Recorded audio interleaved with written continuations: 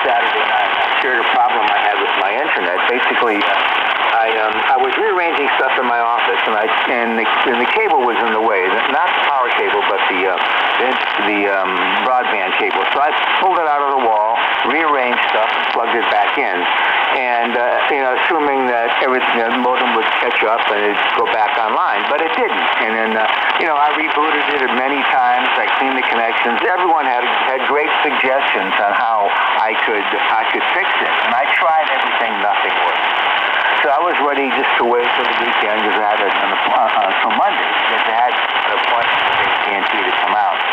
Anyway, later on that evening, I went to, up until this point, I didn't put the computer on. I mean, I could see the modem wasn't working. I could see it flashing. There was no broadband. But I chose to put on my main computer in the house, which is connected with Ethernet, hardwired to the AT&T modem/router. And I did that, and as soon as I launched Internet Explorer, the AT&T router/modem launched a recovery app, and according to the dialog box, it said trying to determine what type of broadband you have. And I said, what do you mean, what type of broadband? I mean, I didn't know there were different types. So I just let it run. Because at the same time, I was trying to configure Wi-Fi that I discovered was in my motherboard. Anyway, 2 or 3 minutes go by, the application runs, stops, it opens up the page, and it displays everything you want to know about the modem /router from AT&T, every number, every bit of data there is, and it was a button to click that said finish. So I finished it up, and the modem worked.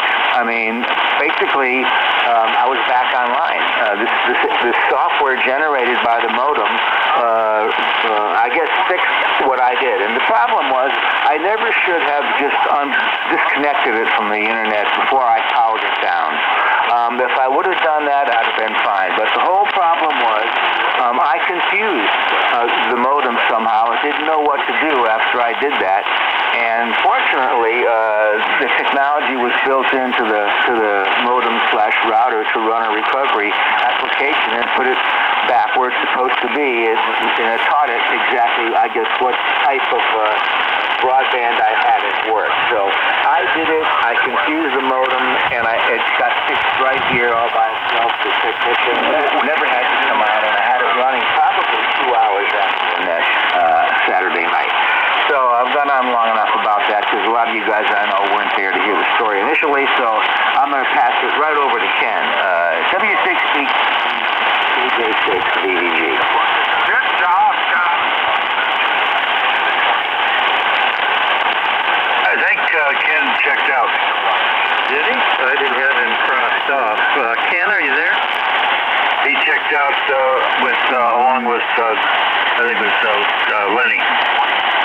Oh, okay. Okay, so it wasn't in order. Okay, Don, JB, go ahead.